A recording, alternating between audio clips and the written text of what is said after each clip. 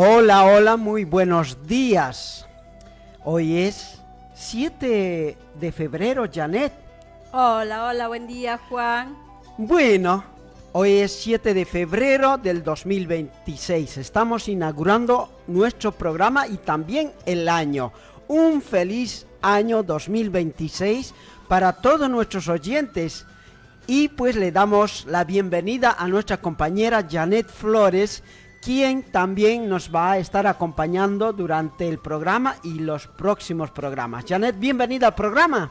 Hola, hola, Juan, buen día a todos los que están del otro lado.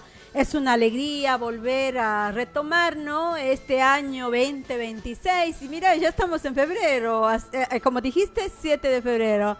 Hoy se pinta un día lindo, esperemos que no sea un calor sofocante, pero bueno, estamos iniciando, estamos todavía en el tiempo del veranito, así que hay que disfrutarlo, porque después se viene también el otoño y las siguientes Pero el estaciones. otoño es lindo.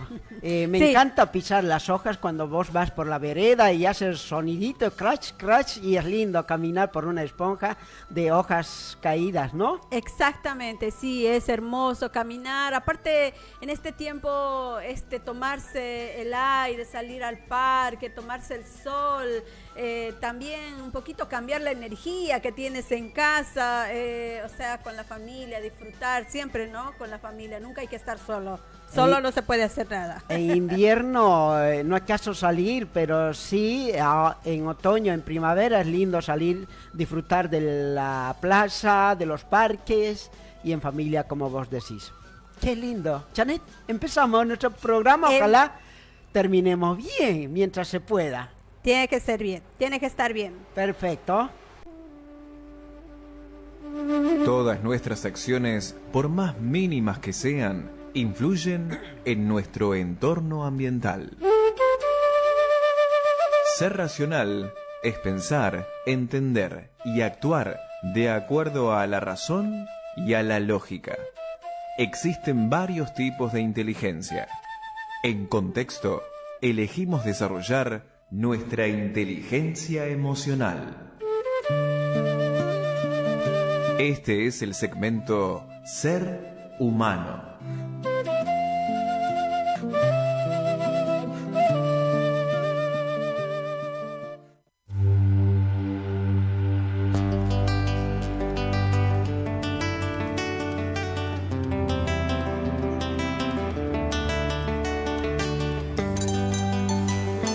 Bien. Siempre hemos hablado de los poderes fácticos. Eso es lo que el común de la gente no comprende. Conoce el poder ejecutivo, que es el presidente, la vicepresidenta o el vicepresidente. El poder legislativo, que está compuesto por la Cámara de Diputados, senadores, legisladores que hacen leyes. Exacto. Y el otro poder es el poder judicial, que administra la justicia. Esos tres poderes están establecidos por Constitución legalmente y son los pilares que sostienen una sociedad. Pero nunca hablamos de poderes que están por encima de estos tres poderes. Esos son poderes fácticos que están al margen de la ley. ¿Y cuáles son esos poderes? El poder de la comunicación, que hoy estamos tomando, ¿no? Porque nosotros, por suerte, ya hemos tomado el poder de la política en Bolivia. Hemos despertado. Hoy en día ya la gente, mal o bien, pero se involucra con la política. Y entonces eso es positivo. Ahora vamos por el poder de la comunicación. Es verdad que nosotros no podemos tener un léxico fluido, florido, como los académicos, los ilustrados, pero sí nosotros sabemos pensar. El saber pensar no es lo mismo que saber hablar. Ellos hablan bonito, pero sus pensamientos no son coherentes ni buenos. Entonces, nosotros tenemos que tomar el poder de la comunicación, así sea en nuestra lengua madre, en guaraní, en aymara, en quechua, en lo que ellos puedan expresarse. Entonces nosotros hemos decidido tomar el poder de la comunicación. Los poderes fácticos son el poder militar, el poder de la economía, el poder económico, el poder de la religión, el poder del terrorismo y otros poderes que ellos van financiando a los poderes establecidos. ¿Para qué? Para siempre mantener este orden establecido. Ellos nacen ricos, mueren ricos. Nosotros nacemos trabajando, moriremos trabajando, aún teniendo un título profesional, porque el título profesional no te da garantía de pertenecer a la alta sociedad. Algunos sí, pero son de élite, cirujanos, todos ellos. Entonces, en ese afán, hoy vamos a hablar de un poder que está en problemas. La denuncia de Mercado Libre contra Temu por competencia desleal. Es un conflicto legal y comercial en curso que ya está siendo analizado por la Corte Suprema de la Argentina. Esta denuncia fue presentada en agosto del 2025 del año pasado. Autoridad ante la que se presentó Dirección Nacional de Políticas para el Desarrollo del Mercado Interno del Ministerio de Economía. Principales acusaciones de Mercado Libre. ¿De qué se está quejando? Dice que hay mucha publicidad engañosa, anunciar descuentos inflados del 80-90% o productos gratis que no se cumplen, prácticas agresivas, uso de métodos lúdicos, juegos, sorteos para presionar al consumidor. Modelo desleal, vender a precios por debajo del costo real del producto. Eso es su queja de Mercado Libre, porque llegó Temu y Temu le está ganando, le está sacando mercado, sus ganancias se están reduciendo de Mercado Libre. Medida cautelar ordenada. La autoridad comercial ordenó a Temu suspender toda su publicidad digital y promociones consideradas engañosas. Contexto y defensa de Temu. Temu dice: el conflicto surge en un momento de fuerte crecimiento de las compras internacionales impulsadas por la apertura de importaciones. En 2025 este rubro creció un 274% interanual. Mercado Libre argumenta que busca igualdad de reglas, no cerrar el mercado, ya que ellos también venden productos importados. Frente a la denuncia y la medida cautelar de Temu, presentó recursos administrativos y judiciales para frenar la suspensión de su publicidad. Alegó que su modelo es transparente, que sus promociones son claras y que la denuncia es un intento de Mercado Libre para elevar barreras de entrada para proteger su posición dominante en el mercado. Situación judicial actual. El caso presenta un conflicto negativo de competencia entre dos cámaras de apelaciones, por lo que fue remitido a la Corte Suprema de Justicia. La Corte debe decidir qué tribunal es competente para juzgar el fondo del asunto. ¿Qué te parece? Ay, Dios. Cuando era solamente Mercado Libre, era el rey del mercado. Pero como tanto se pedía que se abran las importaciones, o sea, que sea libre mercado, si no estás preparado para luchar o para tener una buena oferta con los mercados, obviamente que China es un mercado que está en todo lado, o sea, no solamente acá en la Argentina, tiene productos por todo el mundo.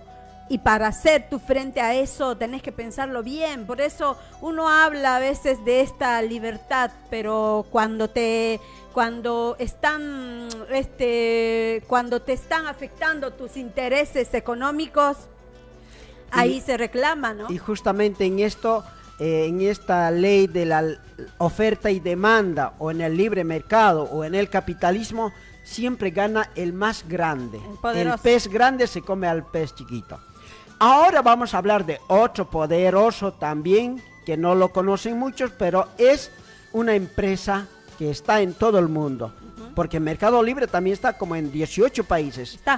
Tiene poder. Ahora por ejemplo, Techin es de Paolo Rocca, un italiano argentino que tiene el poder de del acero, de las fundiciones. Sí. Y bueno, está teniendo también problemas con el gobierno. A ver, ¿por qué es? La principal razón del distanciamiento público entre el presidente Javier Milei y el empresario Paolo Roca, CEO del grupo Techint, es una licitación de tubos para un gasoducto clave de Vaca Muerta, que Techint perdió frente a una empresa extranjera. Este episodio desató una intensa guerra verbal y expuso un conflicto ideológico más profundo entre el gobierno y sectores empresariales históricos. El grupo Techint es un conglomerado industrial multinacional ítalo-argentino con más de 80 años de historia, con sedes centrales en Milán y Buenos Aires. Opera a nivel global. El conflicto explotó cuando la empresa india Welspun ganó la licitación para proveer tubos al proyecto de gasoducto de GNL Sutter Energy, en el que también participa Techint a través de su filial Tecpetrol. Techint Tenaris perdió el contrato tras igualar el precio de Welspun, alegando que lo hacía con margen prácticamente cero para proteger empleos. El gobierno defendió la decisión argumentando que promueve la competencia y abarata costos para un proyecto estratégico. La reacción de Milei fue directa y personal, llevando el conflicto a las redes sociales y actos públicos. Insultos públicos. Milei se refirió a Roca como Don Chatarrín o señor chatarra con los tubos caros, acusándolo de hacer negocios turbios con el Estado y de ser un empresario prebendario que busca privilegios. Acusaciones graves. El presidente también reposteó acusaciones de Roca. Jugó all-in para que su gobierno cayera tras las elecciones de septiembre del 2025. El empresario respondió con una carta pública defendiendo la inversión de Techint en Argentina, 5.400 millones en 3 años invertido, y pidió diálogo constructivo sobre las reglas comerciales justas. Ahora pide justas. Un distanciamiento con antecedentes. La desconfianza no comenzó con esta licitación, según análisis políticos. Existe un vínculo roto desde antes de que Milei asumiera la presidencia. Un encuentro clave el 2023 en Bariloche, Grupo Llao Llao. El foro Llao Llao es un encuentro anual y exclusivo que reúne algunos de los principales empresarios, entre esos estaba Paolo Roca, emprendedores y ocasiones líderes políticos y sociales de Argentina y la región. Se realiza desde el 2012 en el emblemático Hotel Llao Llao de San Carlos de Bariloche. Este foro habría terminado con frialdad de grandes empresarios hacia los planes de dolarizar de Milei. El 2023 todavía estaba en candidatura, no era presidente Milei y él ofrecía dolarizar. Y muchos de estos empresarios se habían molestado, no estaban de acuerdo con la dolarización. Entonces Milei, luego del que concluyó este foro, en su definición de la casta, los llamó, eso es la casta, dijo.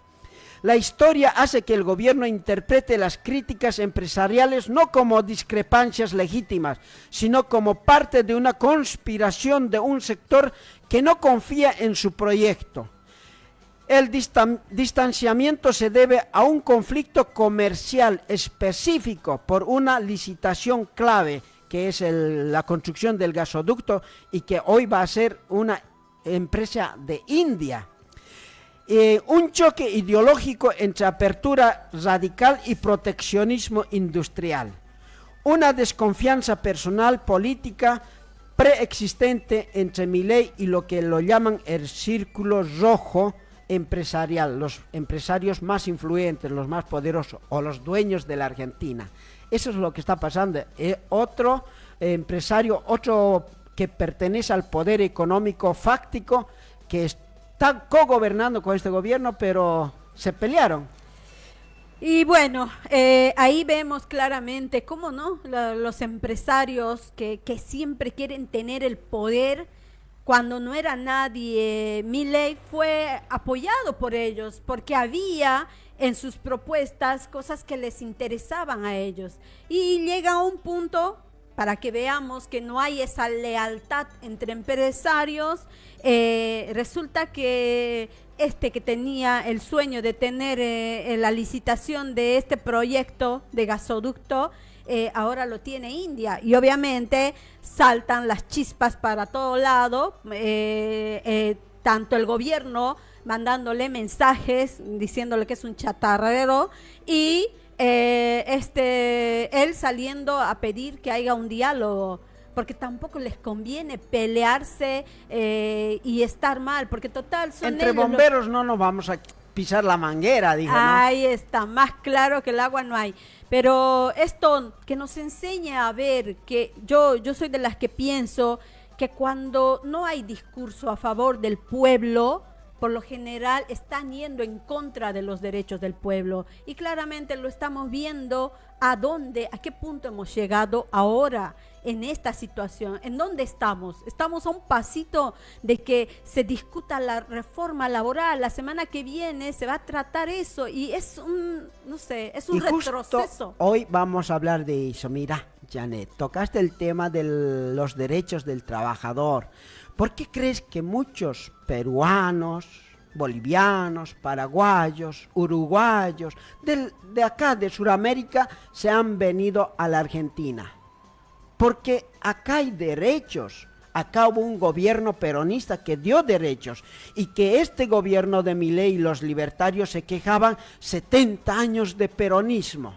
Claro, 70 años de derechos, que esa ley hasta ahora están vigentes. Ahora esa ley del trabajador lo van a modificar. Te abro, entre comillas, reforma laboral. La reforma laboral en Argentina está en una etapa legislativa, crítica, con un debate en el Senado Nacional programado para el miércoles, o sea que a mañana pasado, el miércoles 11 de febrero del 2026. El gobierno confía en que obtendrá su aprobación esa misma semana, lo que constituiría la media sanción del proyecto. Es en Senado, después tiene que pasar al diputados. El contenido clave del proyecto: el gobierno defiende la reforma como una herramienta para generar seguridad jurídica y formalizar prácticas laborales ya existentes. Sus puntos centrales son nueva fórmula de indemnización y fondo de asistencia laboral.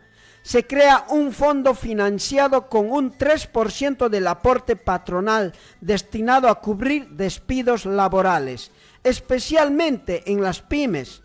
Bancos de horas y flexibilidad. Permite mediante convenio extender la jornada diaria a 12 horas y acumular horas extras para compensar como tiempo libre después. Fraccionamiento de vacaciones. Los trabajadores podrán, de acuerdo con su empleador, dividir sus vacaciones anuales en periodos. Si vos tienes, cuando tienes 20, 25 años, tienes más de 30 días de vacaciones y te corresponde, y podías viajar a cualquier parte del mundo. Pero hoy ya no. Vas a tener que fraccionar esos 30 días en una semana, en 2 semanas o 3 veces al año. O sea que ya no vas a poder dar la vuelta al mundo, porque en un mes podías hacer ese viaje, pero en unos días no. Entonces ya tiene el poder del empresario. El proyecto se trata de manera express y con negociaciones en secreto. Se discute junto con otro tema polémico, el régimen penal juvenil, en lo que el ministro del Interior calificó como una cesión histórica, obvio para el interés de los empresarios. La oposición y algunos sectores críticos la denominan ley de precarización laboral, argumentando que debilita los derechos consagrados. El gobierno sostiene que busca fortalecer los derechos, fomentar la contradicción formal y reducir costos laborales para ser más competitivos con la región. El paso siguiente, si el Senado lo aprueba, será su tratamiento en la Cámara de Diputados y la pérdida de los derechos del trabajador que hasta ahora han tenido o hemos tenido. Al respecto, yo, más allá que uno esté de acuerdo con el Estado o no esté de acuerdo, pero el Estado tiene esa capacidad de regularizar, de que se respeten los derechos de un trabajador. Pero si llegara a aprobarse esta reforma laboral, sinceramente no hay nada a favor del trabajador. Todo está en contra. Yo sinceramente no puedo creer ni puedo entender cómo es que nos hemos dejado convencer por medios de comunicación que todo lo que se está proponiendo está bien para el trabajador, cuando tu realidad es diferente, no estás pudiendo llegar. Sinceramente me duele ver a la gente que no puede llegar a fin de mes, que tiene que hacer malabarismos, porque eso es lo que está haciendo la gente para sobrevivir, yendo pagar al mercado, un alquiler, sacándose préstamos. Exacto, pero esta es una bicicleta donde que no hay dónde parar, o sea, estás en constante movimiento, preocupación, estás dejando de lado una vida digna, porque les guste o no, hasta antes de este gobierno, más allá que había quejas de que no estaba bien o que había inflación, pero eso obviamente era información metida por los medios de comunicación a favor de los poderosos, porque esos poderosos querían que odies, que detestes todos esos derechos que se han logrado conseguir. Pero ahora estamos en una situación donde que estamos perdiendo y no podemos perder los trabajadores. Calidad de vida. Exacto, y pero Janet, necesitamos, no sé, volver a recuperar la empatía. ¿Por qué no? Porque aquel que tenga trabajo está bien, sino que a partir de ahora los contratos que haya, si a alguien no le gustas, en un mes te despide y después te va a decir que incluso para aquellos que están trabajando y ya tienen años trabajando, lo van a despedir, les van a dar algún incentivo para que salgan o renuncien a su trabajo. Pero llegado el momento, y ni siquiera la indemnización va a ser tal cual fue en el contrato que hiciste, se va a regir a la actual a la reforma que se va a aprobar.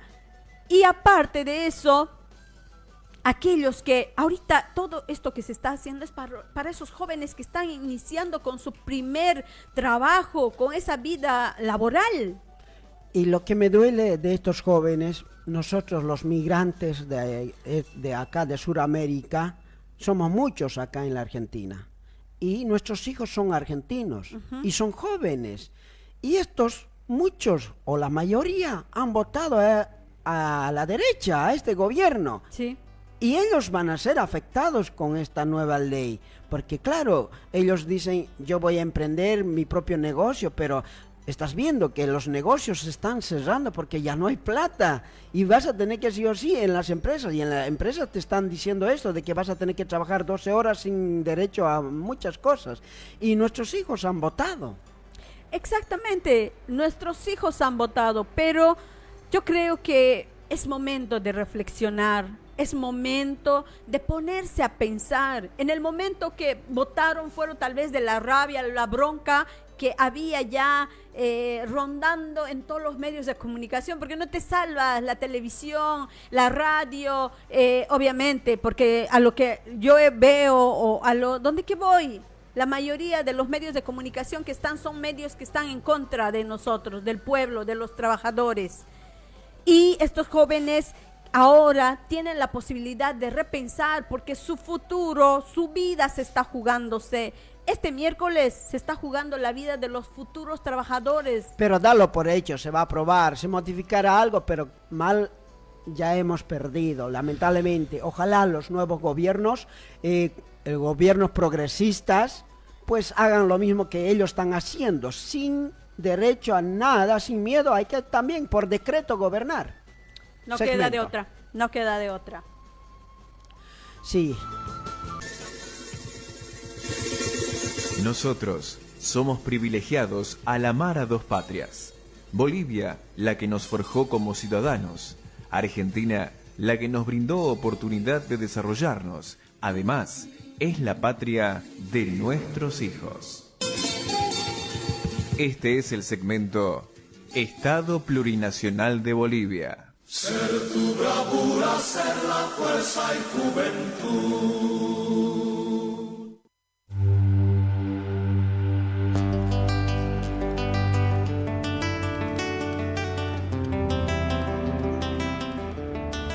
A ver, en Bolivia han empezado ya las clases. Sí. Y muchos estaban felices, pero muchos, ¿sabe? Con el gobierno de Evo Morales, todos los colegios tenían uniforme. Pero no sé si vos, pero sí en mi lugar, nadie tenía uniforme, solo guardapolvo. Y algunos ni guardapolvo tenían, y estaba tan remendado el guardapolvo con el que íbamos. Y después de nosotros, o solo los colegios privados tenían uniformes, los colegios privados. Pero cuando entró el gobierno de Evo Morales, todos los colegios tenían uniforme como si fuera la privada. Y entonces, ahora volvieron a decir de que ya no es obligatorio los uniformes, pueden ir como les plazca. O sea que volvió la pobreza, estamos volviendo a la república limosnera en Bolivia. Bueno, acá en la Argentina también lo mismo. Mirá, se están cerrando colegios privados, pero ¿por qué? Ahora te digo. Cierre definitivos de escuelas privadas acá en la Argentina. Se está produciendo un fenómeno de cierre permanentes en escuelas privadas, especialmente en la ciudad de Buenos Aires, que afecta a cientos de familias. Situación y casos recientes: desde diciembre del 2025, al menos 5 colegios privados en Cava, ciudad autónoma de Buenos Aires, cerraron abruptamente. El caso más notorio es del Instituto Formar Futuro Villa Real, que cerró en enero del 2026, sin previo aviso, dejando sin colegio a unos 200 estudiantes y con salarios impagos a más de 50 docentes. Otros cierres incluyen el Instituto Anunciación de María Belgrano, el Instituto Virgen del Valle Colegiales y el Jardín Daddy Ross Monte Castro. Causas principales: crisis económica persistente, altos costos operativos, morosidad en las cuotas y dificultad para sostener la estructura financiera. Caída drástica de la natalidad en la ciudad autónoma de Buenos Aires. La matrícula de primer grado cayó de un 25% en el 2020 y 2025. Se proyecta una reducción del 34% en la matrícula primaria para el 2030. Hasta el 2030 se va a reducir un 34%, o sea que ya no hay alumnos. Esto es crítico para las escuelas privadas, cuyos ingresos dependen directamente de la cantidad de alumnos, obviamente también para los futuros jubilados. Respuesta del gobierno para evitar cierres sorpresivos: el Ministerio de Educación de la Ciudad Autónoma de Buenos Aires emitió la resolución número 92.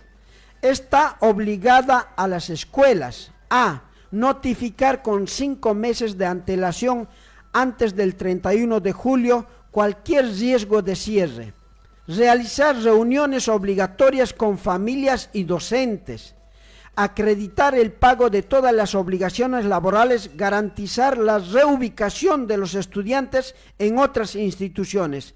El Ministerio se ha comprometido a ayudar a las familias afectadas a conseguir vacantes en otras escuelas, o sea, escuelas públicas, de la privada a la pública. En conclusión, los cierres definitivos de colegios privados son un problema actual, concentrado en la ciudad autónoma de Buenos Aires, pero también registrado en provincias de Buenos Aires como Córdoba, Santa Fe impulsado por factores económicos y demográficos. Las autoridades educativas de la ciudad autónoma han implementado un nuevo protocolo para dar más previsibilidad a las familias ante este fenómeno. ¿Qué te parece, Janet? Es una lástima, ¿no? Cómo ha habido años donde que las familias han tenido un poder adquisitivo que ha hecho que opten una buena educación para sus hijos metiéndoles en colegios privados, porque es más eficiente por todo lo que tiene la educación pública. Pero, ojo, no nos olvidemos que la educación pública hace años siempre fue una educación de calidad. No hay que olvidarse de eso.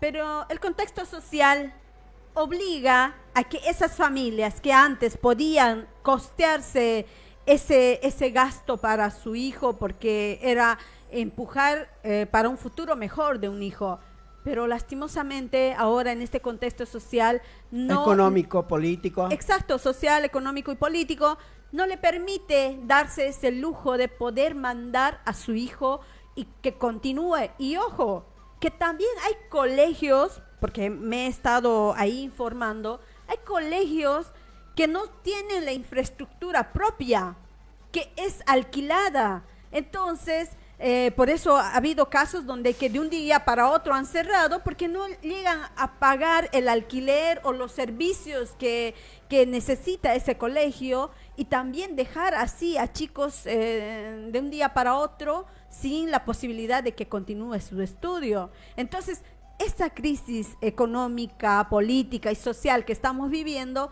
orilla a que chicos no puedan asistir más a un colegio privado, y que colegios que no tienen su infraestructura tengan también de cerrar el colegio porque no da. Y aparte también, como dijiste, demográfico. ¿Por qué? Porque también hay reducción en la natalidad. O sea, ya no están, ha bajado un porcentaje importante donde que no hay chicos. Que nazcan, claro. Nazcan, ¿pero por qué? Es por también el contexto social y económico. O sea, un joven que está en edad productiva, una familia, una pareja, prefiere no tener hijos por el contexto que está viviendo, ya sea lo económico, no puede conseguir trabajo, no puede tener la estabilidad que uno necesita, por lo menos mínimamente. No te digo que el gobierno te tiene que arreglar la vida, pero tiene que tener una estabilidad. Y mientras que en este contexto todo es volátil, porque hoy está arriba, mañana puede estar abajo y pasado puede estar en las nubes. Lastimosamente esa es una realidad, pero nosotros tenemos que empezar a ver esas realidades, en dónde estamos parados, porque teníamos la confianza de que íbamos a estar nadando en dólares, de que ibas a tener un sueldo que iba a ser muy bueno, que te iba a dar las posibilidades de disfrutar tu vida. ¿Cuántos de aquellos no escuchaba decir que de acá a un tiempo que se iban a ir de vacaciones, pero no acá al interior del país, sino que al exterior, a conocer, a darse la vida que tiene que darse? Pero lastimosamente, ¿en dónde estamos? Estamos llegando a un punto donde que la gente ya no puede comer, no puede pagar los servicios básicos, que es el estudio privado de un hijo, de aquellos que pueden, que pagar la comida, el alquiler, sobrevivir. ¿Qué nos espera? Bueno, lamentablemente, pero a mí me preocupa el tema de la natalidad. Hace 20 años atrás, China prohibía tener hijos, solo uno decía, porque había exceso de chinos, pero hoy en día esos chinos están envejeciendo, y hace 10 años, 5 años atrás ha flexibilizado esa ley. Ya pueden tener 2 hijos por ley. Y entonces, ¿para qué? Justamente para pagar la jubilación de los chinos que están envejeciendo. Y en España también están, bueno, vamos a hablar después de España, pero acá en la Argentina lo mismo. Estamos envejeciendo nosotros acá en la Argentina, y ¿quiénes van a pagar nuestra jubilación si no hay niños que estén creciendo o naciendo? Pero no solo, yo creo que, obviamente, esta es una cadenita, no, cuando dices quiénes van a pagar la jubilación, pareciera que están hechos para eso. No, es también el desarrollo del país mismo. si no tiene es como la juventud es la sangre, la vitalidad de un país. ¿Cómo se va a desarrollar? ¿En qué contexto va a estar ya sea la Argentina? Porque esto no solamente le está pasando a China o a Argentina, está pasando en todo el mundo. Porque la situación económica de este sistema depredador que es el capitalismo, donde el 1% tiene millones y millones que no entendemos nosotros. Y nosotros, el pueblo, la gente de trabajo, apenas puede subsistir, apenas puede vivir. Así que es injusto, no sé. Por eso uno tiene que plantearse, no podemos permitir que un medio de comunicación, más que todo que estás al servicio de los poderosos, te siga metiendo información en contra de vos mismo. Porque cuando nos equivocamos a elegir, como hemos elegido acá a este gobierno, nos pasa lo que nos está pasando. Estamos en una era moderna. La verdad, sinceramente, a mí, no sé, es como si te quisiera explotar la cabeza. Estamos en un tiempo moderno donde que hemos mejorado con la tecnología, que en otros países se ha llegado a hacer como 6 horas de trabajo. Y ahora acá en este país, que era un país donde que estábamos más o menos insertándonos a esa modernidad, volvemos a retroceder al pasado donde que vas a tener que trabajar horas extras. 12 horas. Más de 12 horas, porque acá se habla de los que son como formales, pero de la informalidad, de los que están en negro y de los que no tienen la posibilidad de por lo menos replantear su trabajo, su tiempo o su disposición. Ahí va a ser peor, ahí va a ser profundo, estamos volviendo a la marginalidad. Vos decías que hoy tenemos el acceso a la información, pero también hay una cosa que en Bolivia he visto. Subís al Trufi, allá es el Trufi, y la gente saca su celular y mira lo que él quiere, TikTok, lo que quiere, pero en volumen alto. Y vos tenés que fumártelo escuchando lo que él escucha o lo que está mirando. Y te da rabia, pero tenés que compartir el viaje que es el Trufi. Y qué pena que sea así. Acá en Buenos Aires, en Argentina, no creo que yo no he visto eso. Todos nos respetamos, pero allá no hay respeto. Pero en eso escuchaba, ¿no? Cada uno qué escucha, qué mira. Y bueno, algunos están con la sobreinformación, algunos con los autoayudas de cómo mejorar tu autoestima. Y ahí vas mirando a la gente, ¿no? ¿Qué intereses tiene? En los años 1500, 1700, la gente o los poderosos quemaban libros. Preferían tener a la población en la ignorancia para poder manipular. Pero con la llegada de la tecnología, hoy en día ya no se puede mantener en la ignorancia la gente. Hoy tenemos acceso a la información de todo tipo, pero ellos se avivaron, ya nos da la sobreinformación. Es como cuando cae un rayo o una luz muy resplandeciente, te deja ciego. Y es lo mismo que nos están llevando a la ignorancia a través del resplandor de la información, de la sobreinformación. Estamos consumiendo mucho, pero a la vez nos estamos volviendo los analfabetos modernos. Realmente eso es como, ¿cómo te diría? Es algo triste, ¿no? Tenés la posibilidad de ampliar conocimiento, de saber, de poder entender y comprender, pero ahí también te das cuenta, y voy analizando, ¿no? En el pasado, ellos siempre están 10 años o más años adelante que nosotros. Por eso es que pueden tener al pueblo dormido. Antes nos tenían arrodillados, como decías, ocultaban los libros. ¿Por qué? Porque un libro es conocimiento, es liberar tu mente, abrir tu mente, pensar, tener un pensamiento crítico, que no todo lo que ves lo puedes creer. Porque si te pondrías a pensar de cómo se ha formado cada molécula, cada átomo, cómo ha ido expandiéndose la vida, lograrías entender por qué ellos tienen el poder del conocimiento y pueden estar arriba de nosotros del pueblo y a nosotros siempre abajo. ¿Por qué siempre abajo? Porque no, lastimosamente en los años que había la televisión te dominaban con las novelas, con cualquier cosa que no te dejaba crecer.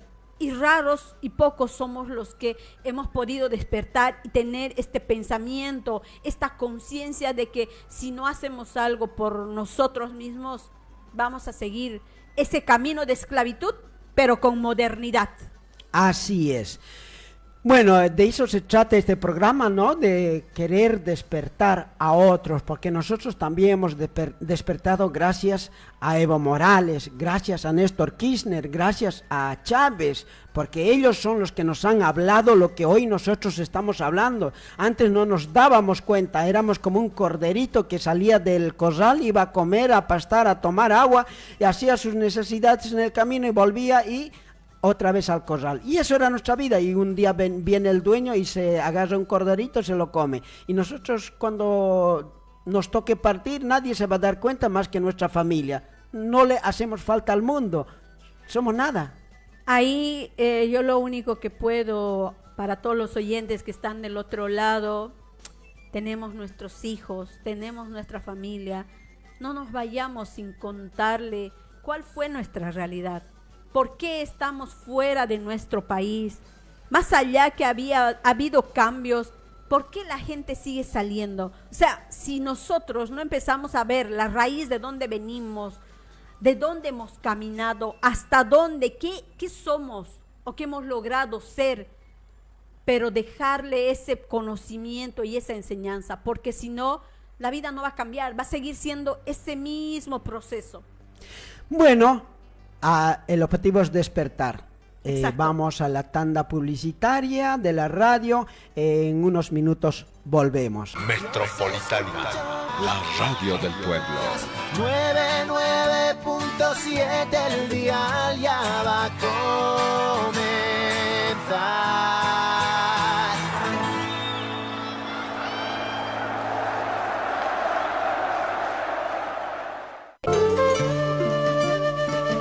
Saber lo que pasa a nuestro alrededor es muy importante, así como saber lo que pasa en otras partes de nuestra casa común.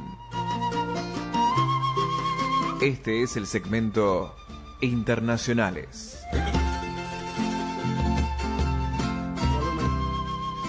Allá.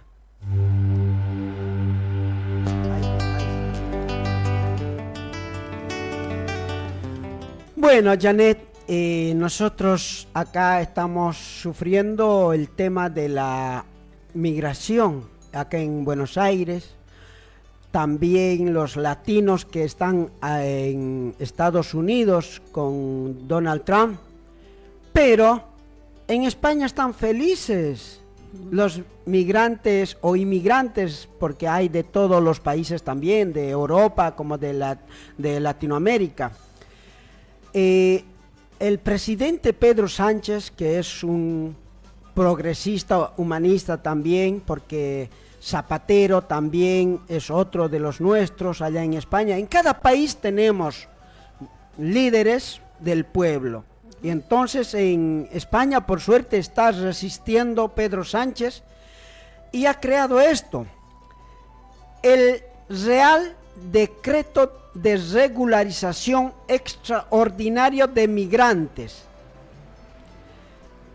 aprobado por el gobierno de Pedro Sánchez en enero del 2026.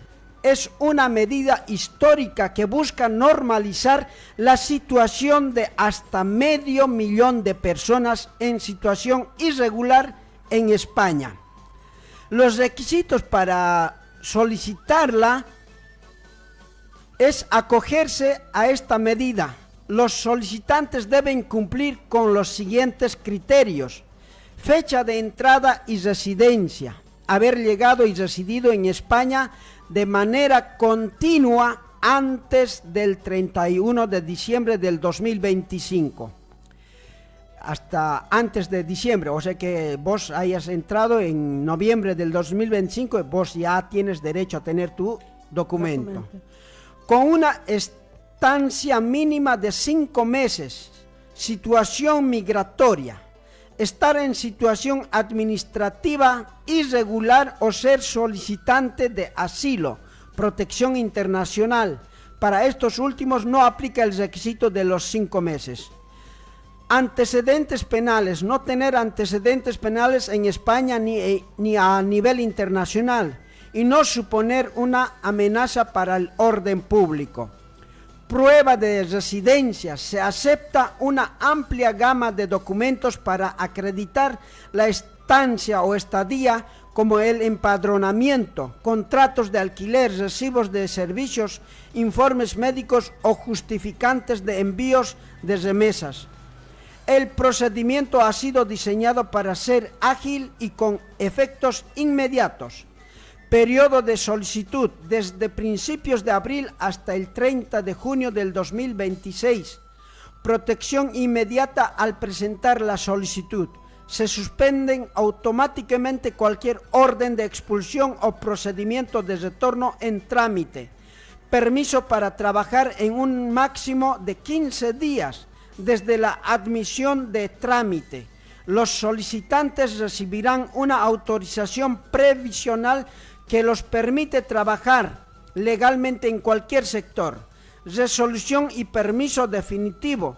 La administración tiene hasta 3 meses para resolver. Si es favorable, se otorga un permiso de residencia y trabajo por 1 año que después permite acceder a figuras ordinarias de residencia. Los hijos menores del solicitante también se benefician recibiendo un permiso de 5 años. El contexto político y justificación. El gobierno ha impulsado esta medida mediante un real decreto, lo que le permite ejecutarla sin necesidad de una votación parlamentaria previa, argumentando una urgencia social. El presidente Pedro Sánchez ha defendido la regularización por una doble razón. Moral, por la historia de la España como país de inmigrantes y el deber de construir una sociedad acogedora. Segundo, pragmática, para enfrentar el declive demográfico y sostener el sistema económico y de pensiones, aprovechando la necesidad de mano de obra en sectores como la agricultura, la hostelería y los cuidados. La medida cuenta con el apoyo de la iniciativa legislativa popular que reunió 700.000 firmas, así como de sindicatos, parte de la patronal y la conferencia episcopal. Sin embargo, la oposición la critica, argumentando que generará un efecto llamada y anunciando recursos judiciales. Antecedentes históricos. Esta no es la primera regularización en España. Las más significativas fueron el 2005. Gobierno de José Luis Rodríguez Zapatero también dio este tipo de regularización o facilidad de regularizar su documento. Considerada la más masiva, con 576.000 personas regularizadas, que hoy ya son del 2025, desde el 2005 hasta ahora. ¿Cuánto? 10 años. No, más de 10 años, 2005. Ay, no, 20 años. Como 20 años que ya sus hijos son españoles también, gracias a Luis Rodríguez Zapatero. Y el 2000 y 2001, gobierno de José María Aznar, 2 procesos que beneficiaron en conjunto a más de 500.000 personas. Y ahora Pedro Sánchez, otros 500.000 personas, más de hecho, ¿no? La medida actual se enmarca en una política migratoria más abierta que la de muchos países europeos, destacando el factor latinoamericano, ya que se estima que 9 de cada 10 beneficiarios proceden de Latinoamérica.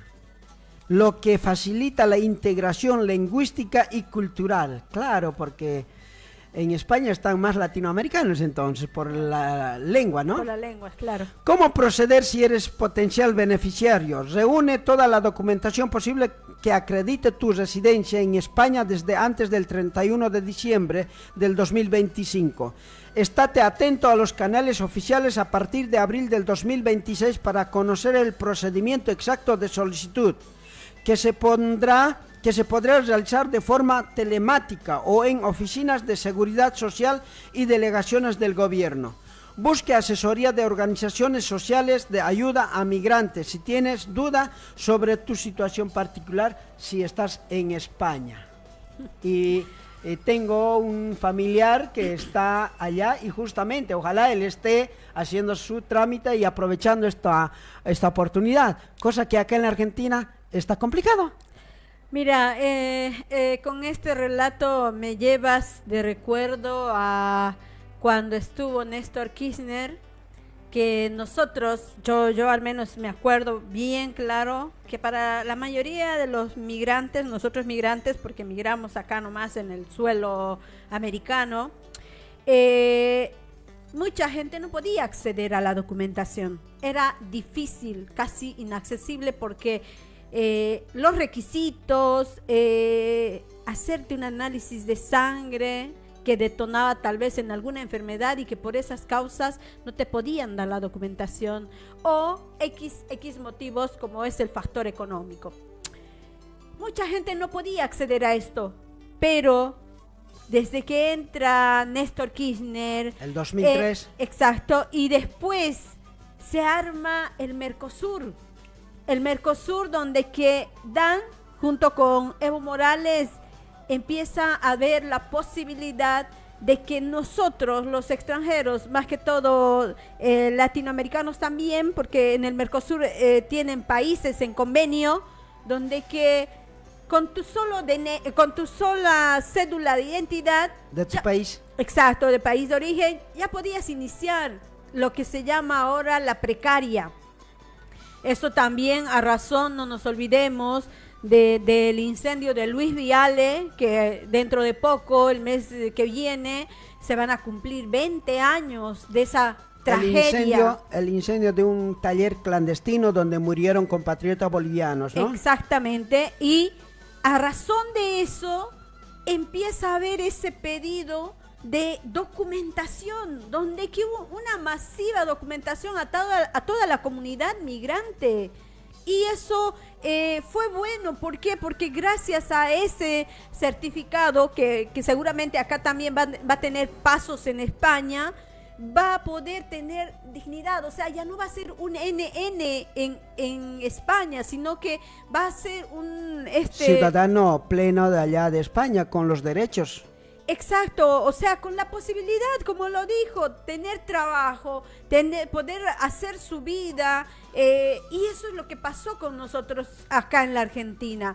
Pero no porque les vinimos a quitar algo a los argentinos, que quede claro esto, porque la gente, la mayoría de la gente trabaja, está en el rubro de la construcción, de lo textil, de los ladrilleros, en el cinturón verde que da alimento a nuestra... En la agricultura. A toda la Argentina. Los ladrillos, nosotros somos los grandes ladrilleros, y cómo se ha progresado con la construcción acá también. O también en el transporte de larga distancia, porque ¿quiénes hacen esos trabajos duros?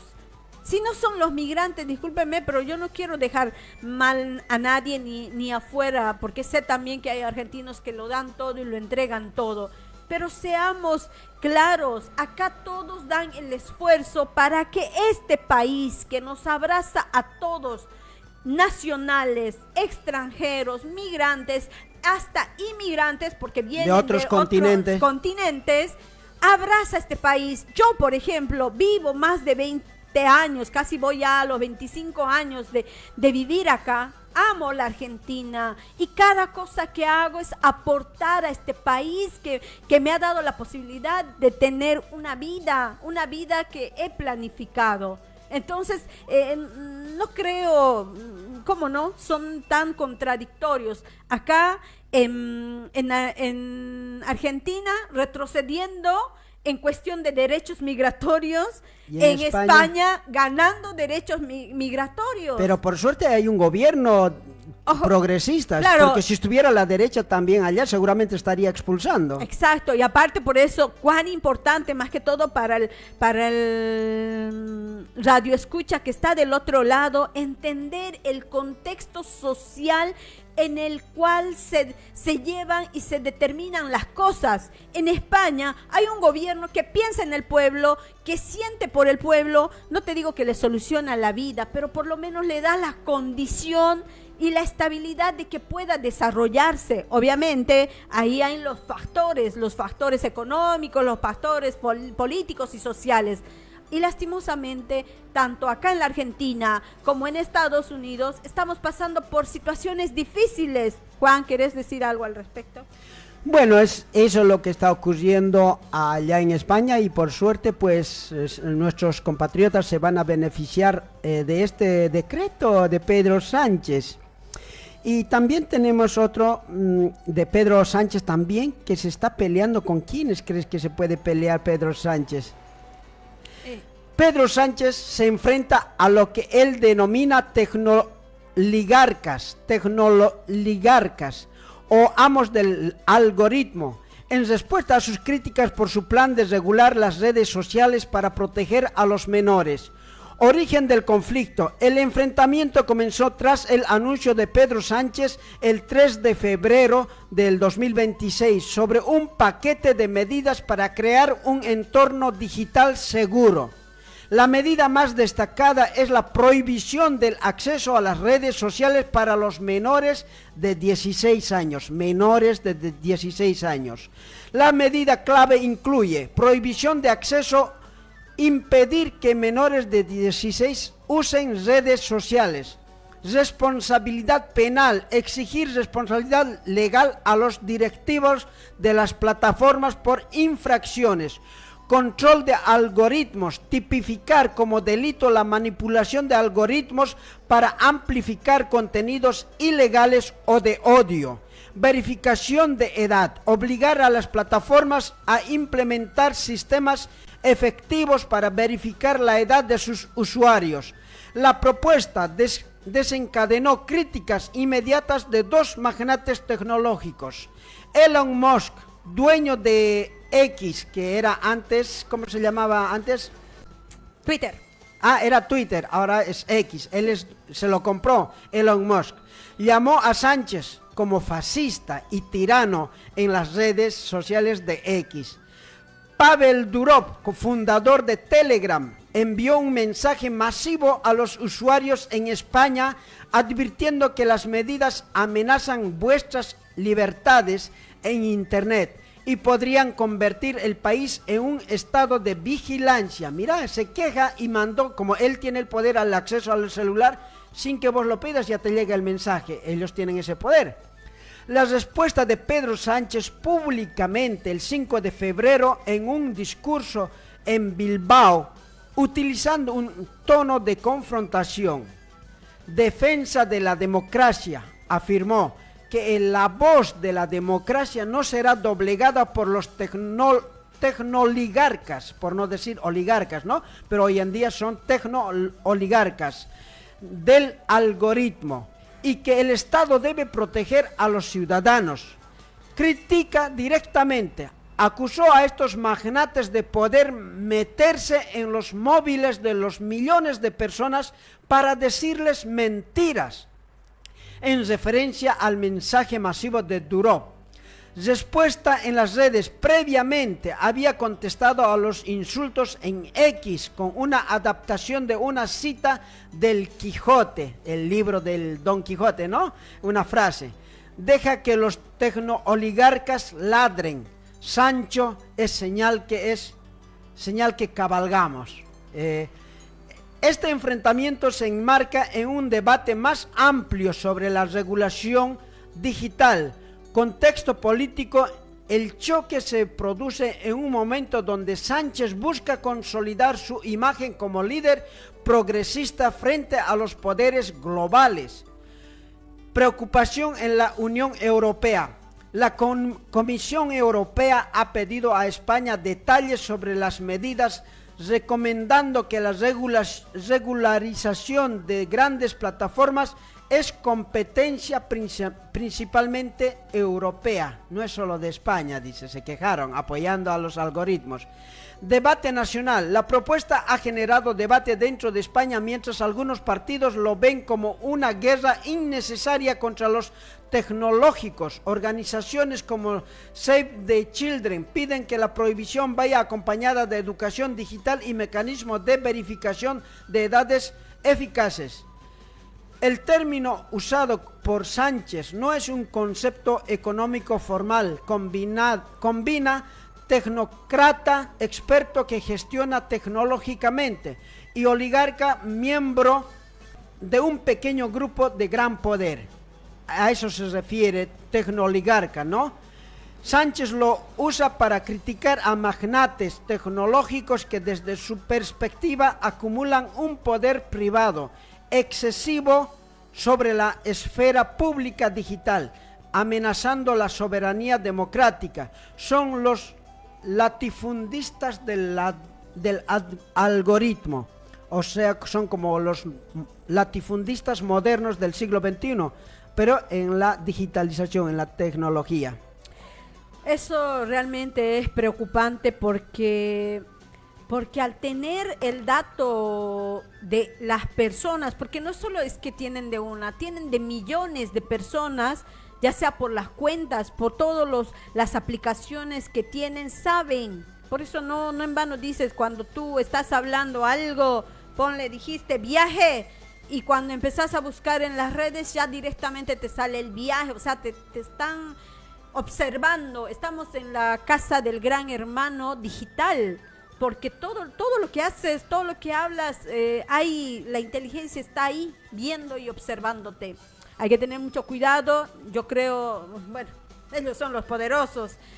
Siempre, como dije hace rato y vuelvo a repetirlo, están 10, 20 o 30 años adelante nuestro, que nosotros estamos aprendiendo a manejar la tecnología, pero ellos ya nos están queriendo controlar. O sea, hoy nos controlan. Ya directamente sí, nos controlan.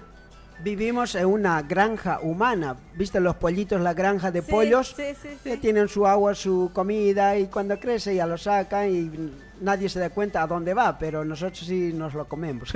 Claro. Y bueno, la granja humana es lo mismo hoy en día. Exactamente, y la verdad apoyo lo que está haciendo Pedro Sánchez. Sería lindo que los gobiernos vean por la gente, por los habitantes que hay cosas que se tienen que respetar y no puedes así al libre albedrío manejar las cosas como tú quieres o como se te ocurre a vos.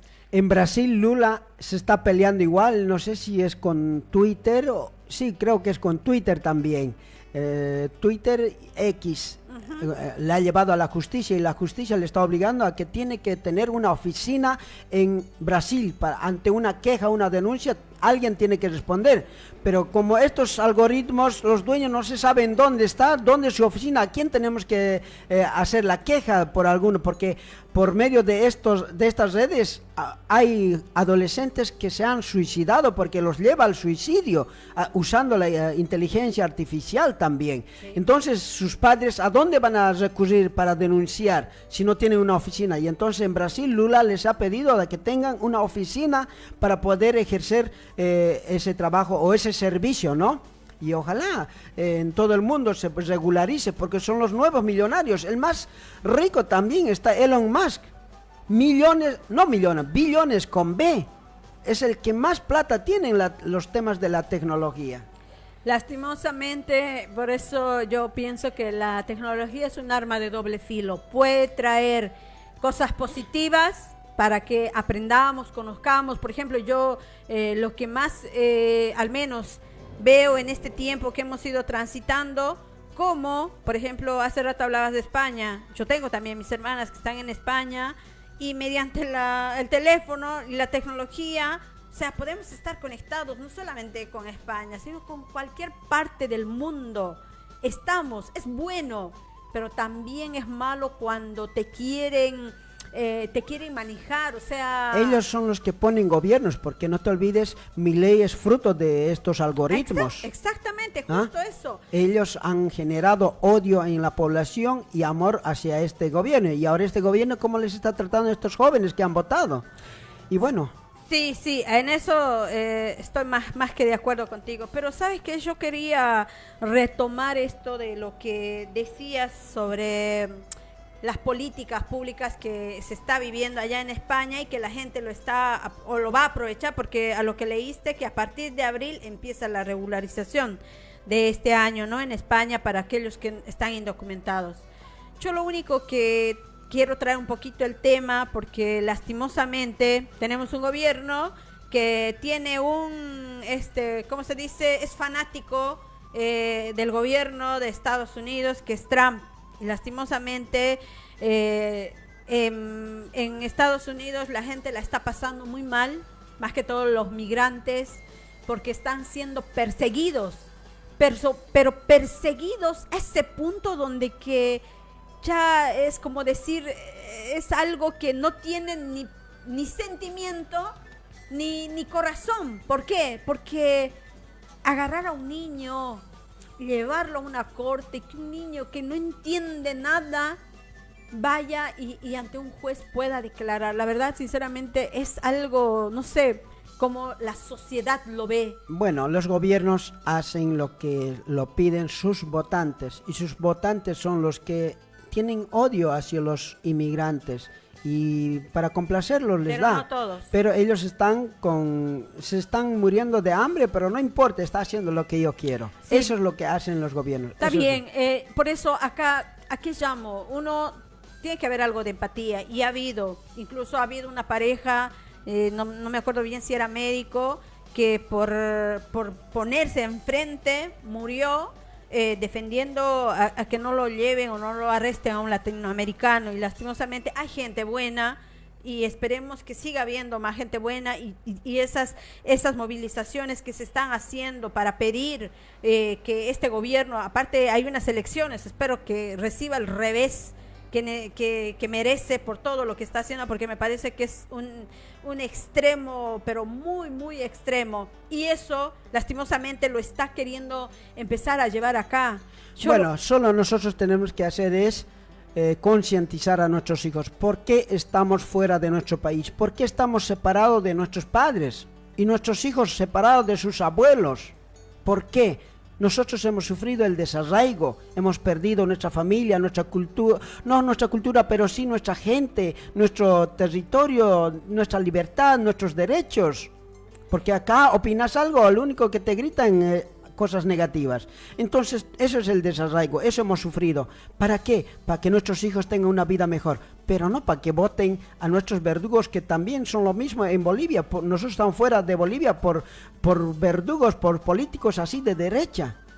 Justamente eso, a eso me iba, a que nosotros como personas que ya hemos vivido, hemos pasado por distintas cuestiones, tenemos que transmitir eso a nuestros hijos, ese conocimiento de dónde, por qué y cómo, hasta dónde se ha podido llegar.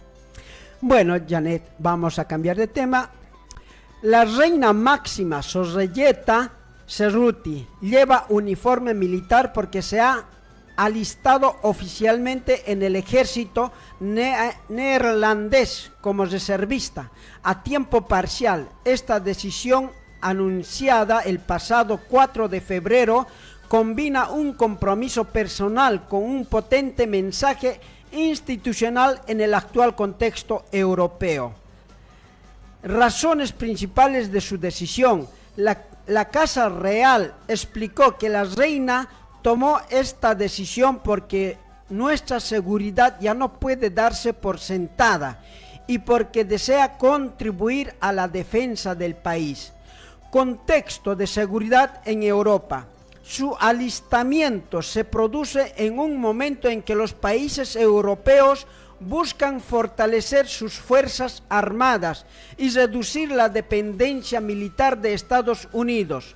Los Países Bajos planean aumentar su gasto militar y el número de efectivos.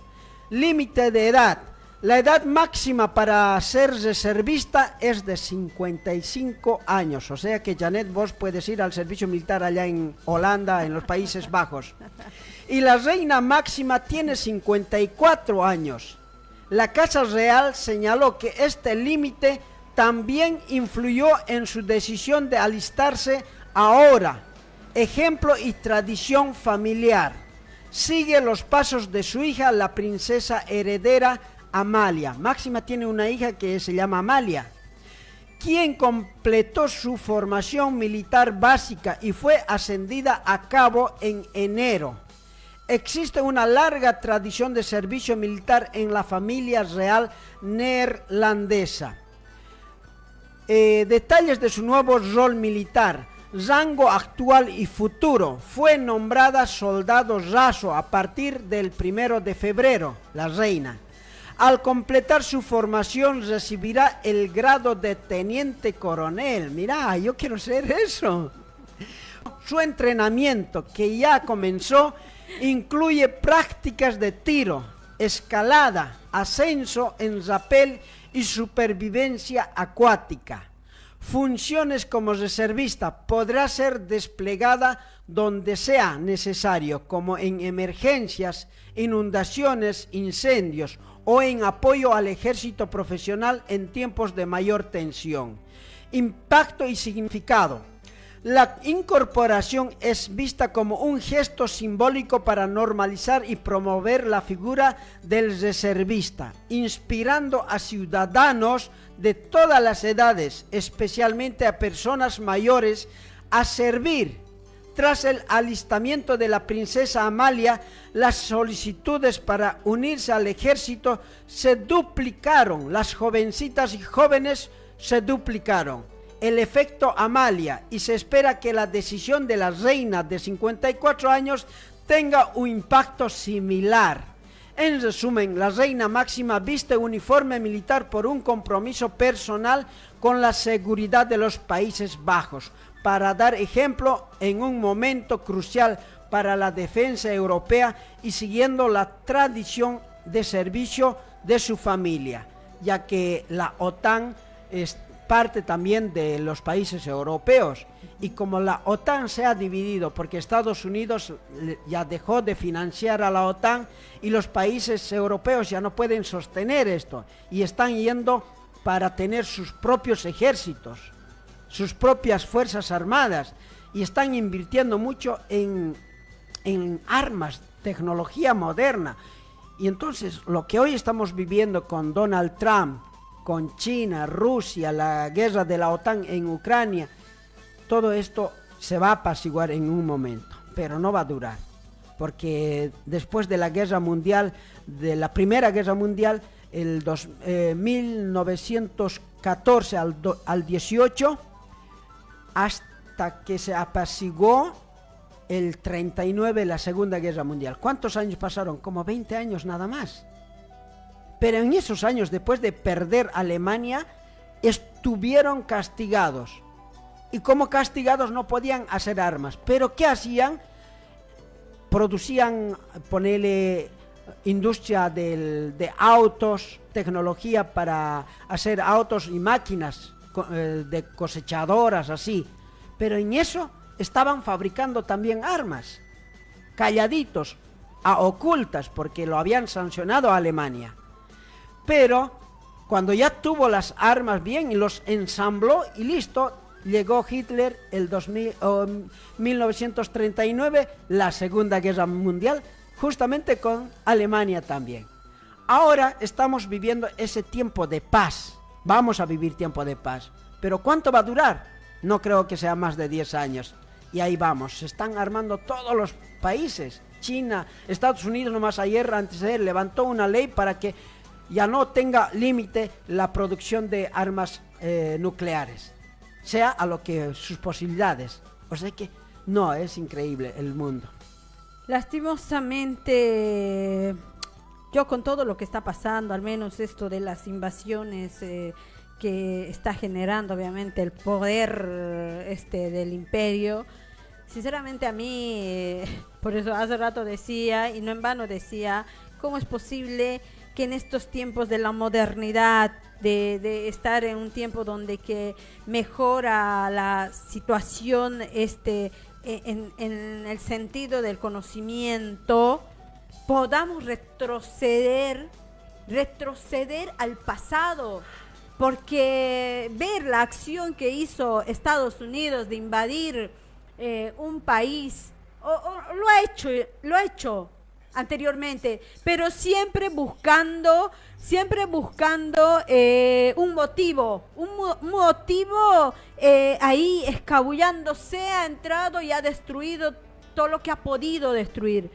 Creíamos que habíamos pasado de ese tiempo donde que los países con sus ejércitos se invadían y se robaban territorios, pero lastimosamente con este gobierno de Donald Trump estamos volviendo a vivir eso y no podemos creer. Mira, esto que me estás diciendo es que cada país se está preparando, ya sea en armas, ya sea empezar a preparar a su gente para posibles invasiones. No puede ser, eso no sé. Tiene que cambiar. Lamentablemente eso está ocurriendo en el mundo, se están armando todos los países, todas las potencias, porque no quieren perder privilegios, pero lamentablemente pues China, India ya están creciendo y están haciendo competencia a los poderosos, y eso no va a ser gratis, y eso va a tener que llevar a una coalición, un enfrentamiento, y por eso también ellos quieren reducir también la humanidad, y sabiendo estas cosas nosotros también tenemos que ya ir pensando a futuro, ¿no? ¿Qué es lo que tenemos que hacer? ¿Cómo tenemos que actuar? ¿O dónde tenemos que estar? ¿En qué país geográfico? ¿Ah? Y lamentablemente Sudamérica va a ser un tipo refugio, pero las contaminaciones van a llegar como hambrunas, radiaciones, y no sé qué va a pasar. ¿Has visto Wall-E, la película de robot infantil? Wall-E, sí. Sí, obvio, lo vi, cómo se ve ahí cuando la tierra ya está obsoleta, o sea, no destruida, sirve, contaminada, sí. No sirve, y crearon ¿cómo sería? Plataforma. Una plataforma donde que la gente se había ido, porque ya ahí era insostenible vivir, porque no había las posibilidades. No había vida. No había vida, sí. Pero yo por ejemplo, digo, ¿no? Nosotros creo que si empezamos a concientizarnos sobre esta realidad que estamos viviendo, tenemos un poder que está a nuestro favor, solo hay que saberlo utilizar como el medio de comunicación, o diré las redes sociales. Las redes sociales pueden ser positivas si el mensaje es positivo para la sociedad, y también puede ser negativo si el mensaje es algo que destruye. Entonces yo creo que hay que empezar a crear una conciencia, una empatía de que no podemos prestarnos y ser parte de ese poder que quiere destruir. Deshumanizar, porque el objetivo de ellos es deshumanizar, no tener sentimientos, más que en tu ego, en tu personalidad, egoísmo, y no te importa nada, personalismo, claro, no pensar en nada, ni en tu futuro, nada, solo vivir el momento y punto, y eso está mal. Y nosotros desde este micrófono tratamos de llevar a la conciencia, porque nosotros tenemos poder, dijiste, es verdad, pero poder en unidad, porque somos mayoría los buenos, solo que nos callamos o nos escondemos. Lo que se ve, lo que se escucha son los gritos o la violencia de esos pocos malos. Y ojo ahí, que tú lo dijiste algo clave. Solos no hacemos nada, pero si todos unificamos pensamiento, sentimiento y un ideal de defender esta patria, de defender nuestros derechos, de defender el bien común, porque eso es real. Porque tú puedes estar dentro de tu casa, tener incluso la seguridad, cámaras, alarma, todo, pero si sales de tu casa y el mundo, el de afuera no está bien, ¿de qué te sirve? Porque puedes ir caminando y alguien te asalta, te roba, te mata. Tu seguridad no te va a salvar dentro de tu casa, porque quieras o no, también hay que pensar que interactuamos. O sea, no vivís solo en tu casa y esto es tu mundo y de ahí no salís. No vivimos en una burbuja. Tenemos que entender y comprender eso.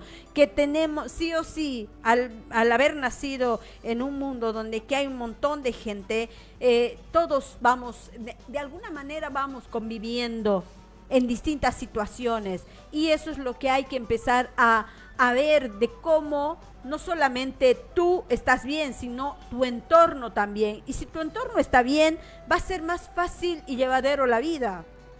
Eso, y entonces concientizar a la gente a que pueda elegir, porque los gobiernos no están puestos por un dios, por un extraterrestre. Estos gobiernos están electos por nosotros.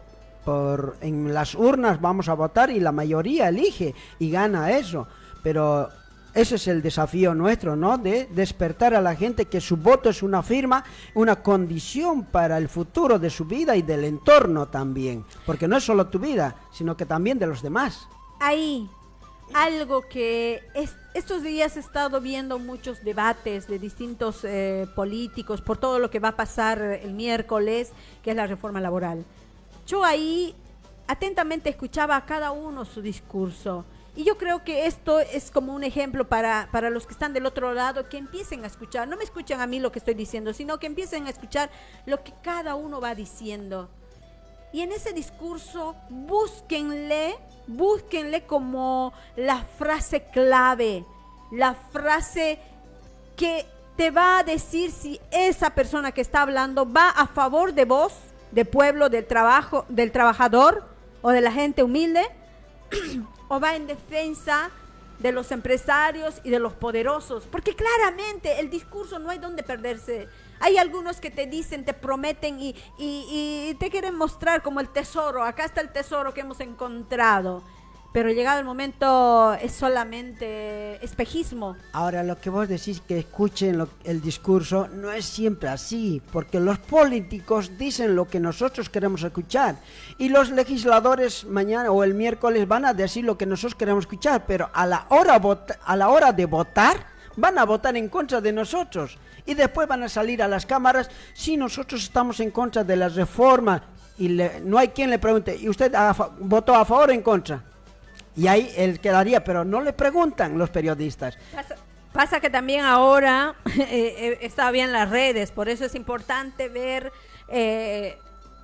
lo crítico. ¿Por qué? Porque ahora el que vota sale ya la carita, como ahí lo digital, se sabe quién votó a favor y quién votó en contra. Entonces, por eso, es que pasa que ahora, puede que este miércoles lo van a aprobar. Pero nosotros tenemos que empezar a detectar quiénes son los que van en contra nuestra. Más allá que usen el discurso bonito, hermoso, que nos pintan espejitos de colores. Y llegado el momento es otra cosa. Empecemos a distinguir a la gente que solamente usa al pueblo.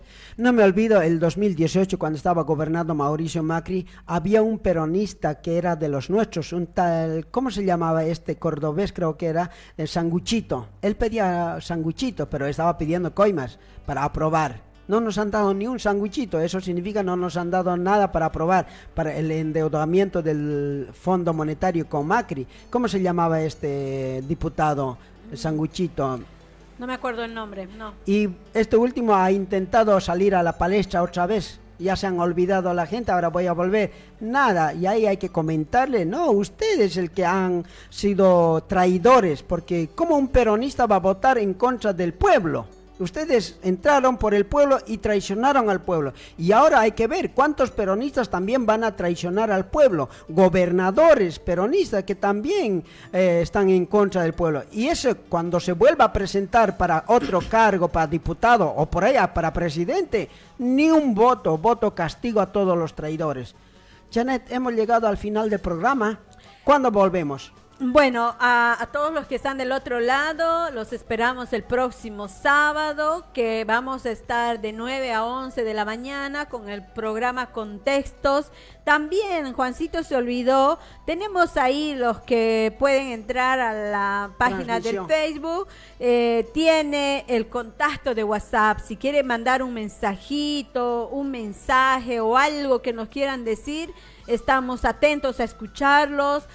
Vamos a estar todo este año hablando. Nuestra idea mientras es... nos dejen, Janet, porque hoy en día nada es seguro, Claro. pero el objetivo es estar todo el año, todos los sábados, y bueno, mientras lo permitan, ¿no? El poder político, claro, también. poder total. Bueno, mientras nos permitan, obviamente está nuestra voluntad para estar todos los sábados, vamos a estar acá. Y es importante que también ustedes participen, mandándonos un mensaje, queriendo ver tal vez alguna inquietud, porque es bueno que nos interioricemos, podamos entrar en ese debate incluso de ideas, porque no todo lo que nosotros estamos diciendo lo pueden creer, pero tienen las redes, tienen ahora está el internet que está en todos lados para poder mejorar la calidad de vida y tener un pensamiento crítico, Juan.